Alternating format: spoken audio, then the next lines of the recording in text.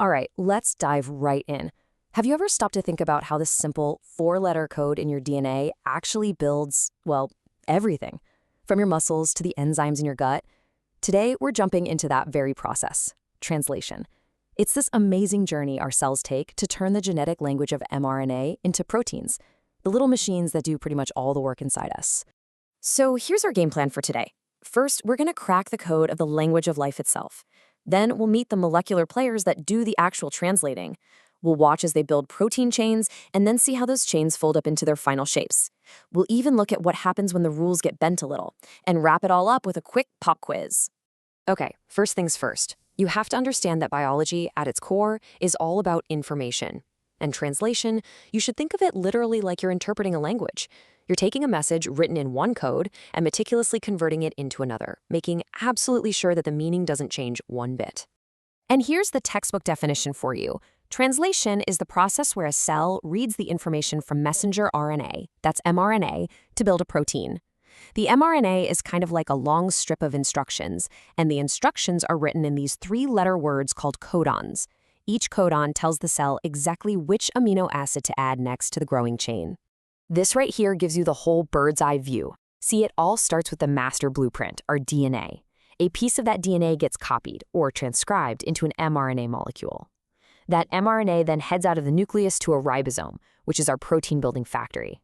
And the most important signal on that mRNA is the start codon, AUG. It doesn't just say start here, it sets what's called the reading frame, making sure the ribosome reads the message in the correct three-letter chunks all the way to the end. And this is the universal dictionary our cells use to do it. It's actually pretty easy to read.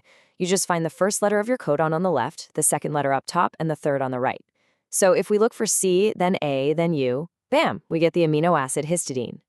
You can also spot our start codon, AUG, which codes for methionine, and three stop codons, UAA, UAG, and UGA, which are basically the periods at the end of the protein sentence. Now, if you were paying close attention to that table, you might have noticed something kind of weird. A bunch of different codons can code for the same amino acid. This is called degeneracy, and it's a feature, not a bug. For example, look at proline. It's coded by CCU, CCC, CCA, and CCG. This redundancy is like a built-in safety net. It means a random mutation in the DNA might change a codon, but it might not change the amino acid at all. It makes the whole system way more resistant to errors. So how does this degeneracy actually work on a molecular level? Well, it's mostly because of something called the wobble rule. You can see here that the first two letters of the mRNA codon have to pair up perfectly with the translator molecule. But that third position, it's a bit more flexible. It can wobble, allowing for some weird pairings. This lets a single translator molecule recognize a few different codons, as long as they all code for the same amino acid. It's a super efficient system. All right, so we've learned the language. Now let's meet the expert translators that actually do the work, the tRNA molecules, and of course the ribosome itself. So on the left is the classic textbook drawing of a transfer RNA, or tRNA. We call it the clover leaf. It's great for showing the two most important parts, the top, where the amino acid attaches, and the bottom loop, which has the anticodon that reads the mRNA. But in real life, it's not flat at all. It folds up into this cool L-shaped 3D structure you see on the right. This little molecule is the ultimate matchmaker, physically connecting the language of nucleic acids to the language of proteins. But wait. How does the right amino acid get attached to the right tRNA? That's the super important job of these enzymes called aminoacyl tRNA synthetases. The process is called charging, and it's ridiculously precise. Each enzyme recognizes only one type of amino acid and its matching tRNAs. It grabs them, uses some energy, and sticks them together. This step is so critical for getting the protein right that some people call it the second genetic code. Okay, so our tRNA delivery trucks are all loaded up with the right amino acids. It's time to head to the assembly line, the ribosome, and actually build this thing. You know how you read a sentence from left to right? Well, making a protein works the same way. It has a strict direction. The process always kicks off with the first amino acid's free amino group, which we call the N-terminus. Then, new amino acids are added one after another until the chain is finished, ending with the last amino acid's free carboxyl group.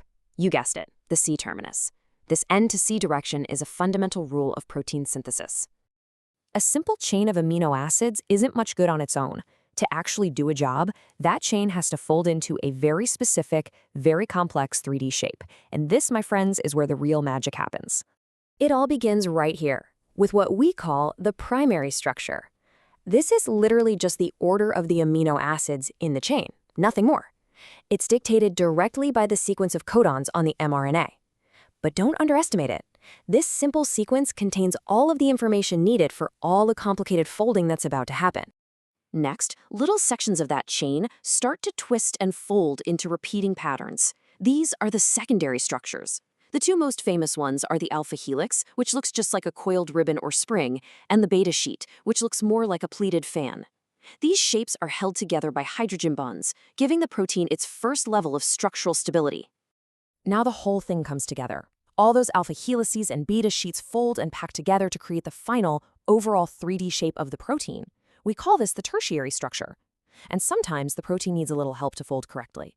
That's when special helper proteins called chaperones come in to guide the process and prevent mistakes. Getting this final fold right is absolutely critical.